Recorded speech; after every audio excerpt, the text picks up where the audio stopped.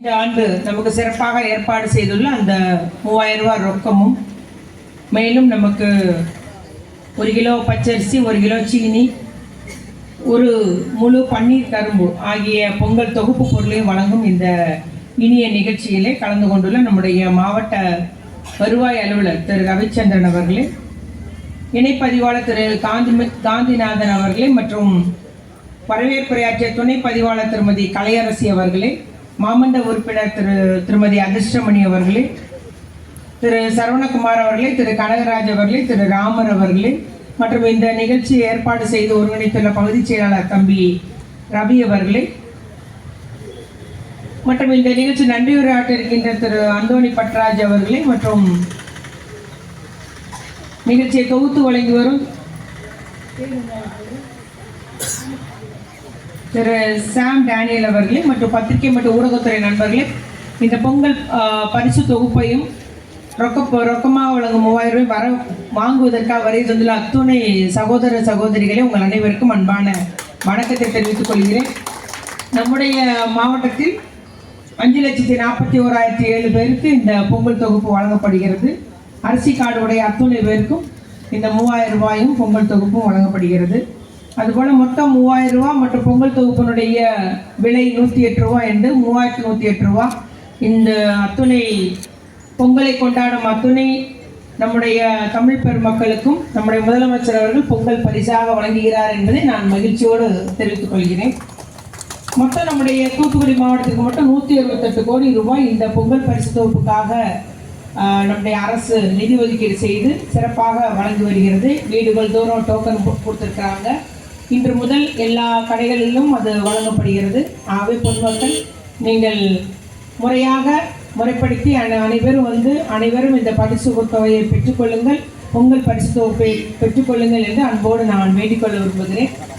நம்முடைய முதலமைச்சர் தளபதியார் அவர்கள் ஆட்சி பொறுப்பேற்றதிலிருந்து தமிழ்நாடு வளர்ச்சியடைய வேண்டும், தமிழ் மக்களுடைய வாழ்வாதாரம் மேம்படைய வேண்டும் என்பதற்காகவே நல்ல பல திட்டங்களை நிறைவேற்றி வருகிறார்கள். அவர் பொறுப்பேற்ற உடனே நமக்கு விடியல் பயணம் என்ற அந்த பஸ் பேருந்து வசதியை, கட்டணமில்லா பேருந்து வசதியை பெண்களுக்காக உத்தரவிட்டு ஏற்படுத்தி நம் தமிழ்நாடெங்கும் அந்த திட்டம் அமுல்படுத்தப்பட்டது. பின்பு பால் விலை 3 ரூபா குறைக்கப்பட்டது. அதுபோல் நமக்கு பெட்ரோல் விலை 3 ரூபா குறைக்கப்பட்டது. இவ்வாறு அவருடைய தேர்தல் வாக்குறுதியை சொன்ன ஒன்றொன்றாக செய்து கொண்டிருந்தார்கள். நம்முடைய டிஎன்பிஎஸ்சி உள்ளிட்ட அரசு தேர்வுகளுக்கெல்லாம் முதலில் தமிழ் தேர்வு பாஸ் பண்ணாதான் பின்பு டிஎன்பிஎஸ்சி மெயின் தேர்வு எழுத முடியும் என்பது சட்டமாக்கப்பட்டது. அதன் மூலம் அரசு வேலை தமிழ்நாடு இளைஞர்களுக்கு என்பது உறுதி செய்யப்பட்டது. இவ்வாறு அநேக திட்டங்கள் நிறைவேற்றி வந்தார்கள். அதில் குறிப்பாக முத்தாய்ப்பான திட்டம்னா நம்முடைய பிள்ளைகளுக்கு உயர்கல்வி தரக்கூடிய பெண் பிள்ளைகளுக்கு புதுமை பெண் திட்டம், ஆண்களுக்கு அந்த இளைஞர்களுக்கு தமிழ் புதல்வன் திட்டம். 2 பேருமே கல்லூரியில் சேர்ந்த உடனே கல்லூரி மூலமே விண்ணப்பம் பண்ணிக்கலாம்.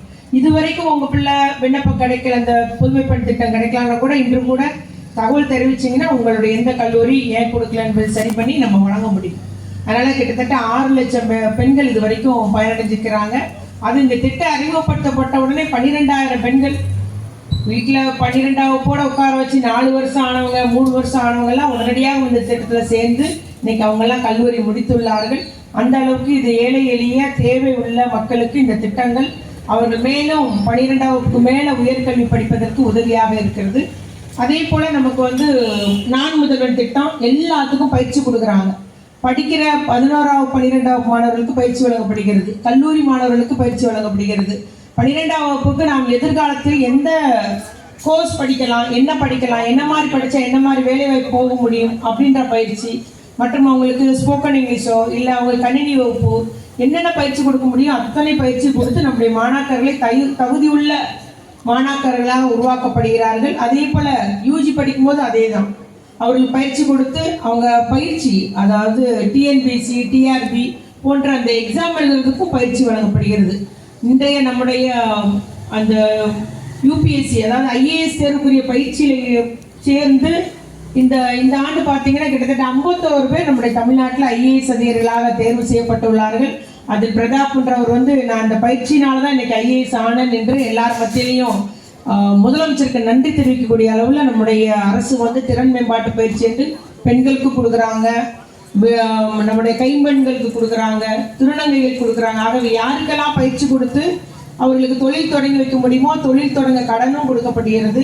இது பிறகு விவசாயிகளுக்கு கடன், விவசாயிகளுக்கு ஆடு மாடு வளர்க்க கடன்லாம் வட்டி இல்லா கடன் என்று அத்துணை தொழில் தொடங்க முனைவர்களுக்கும் கடன் வழங்கப்படுகிறது. ஆக இவ்வாறு தொழில்துறை மேம்பட்டுள்ளது, பொருளாதார வளர்ச்சி ஏற்பட்டுள்ளது, நம் பணப்பழக்கம் அதிகரிச்சுள்ளது, மக்களுடைய வாழ்வாதாரம் உயர்ந்திருக்குது, தனிநபர் வருமானம் உயர்ந்திருக்கிறது, வறுமை கோட்டு பட்டியல் கீழ் எண்ணிக்கை குறைஞ்சிருக்குது. இந்த அளவுக்கு நம்முடைய முதலமைச்சர் அவர்கள் நல்லாட்சி புரிந்து வருகிறார்கள். இன்னைக்கு தமிழகமே தமிழ்நாட்டில் நம்பர் 1 மாநிலமாக திகழ்கிறது என்பதை கூறிக்கொண்டு அந்த ஒரு திட்டத்தில் ஒன்றாக இன்றைய பொங்கல் பரிசாக உங்களுடைய கோரிக்கை ஏற்று அத்துணை பொதுமக்களும் எங்களுக்கு நிச்சயமா நீங்க ரூபாய் கொடுக்கணும், கடந்த முறை கொடுக்கல இந்த முறை கொடுக்கணும் என்ற கோரிக்கை முதலமைச்சர் வைத்ததுக்கேற்ப இன்று நம்முடைய பெண்களின் நலனுக்காக தான் இது என்பதை கூற முடியும். 3000 ரூபாய் ரொக்கமும் பரிசு தொகுப்பும் வழங்குகிறார்கள். அனைவரும் பெற்று பயனடைவோம். தை பிறந்தால் வழி பிறக்கும் என்று கூறுவார்கள். ஆகவே இந்த தை அத்துணை பேர் வாழ்க்கையிலும் நல்ல வளர்ச்சியையும் செழுமையையும் நல்ல ஆரோக்கியத்தையும் மகிழ்ச்சியும் தர வேண்டும் என்று பொங்கல் வாழ்த்தாக கூறி இந்த பரிசு பொருளை வழங்குகிறேன். நன்றி, வணக்கம்.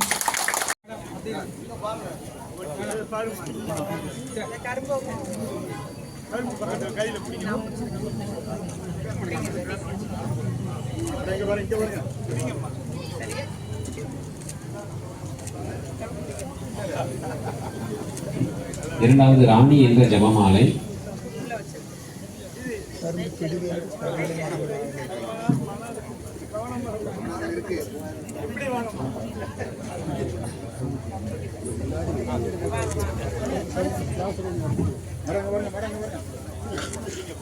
ரத்தின மலர்.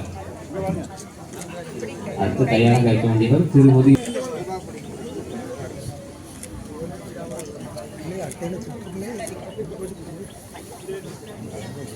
அடுத்த பயனாளி திருமதி சரஸ்வதி.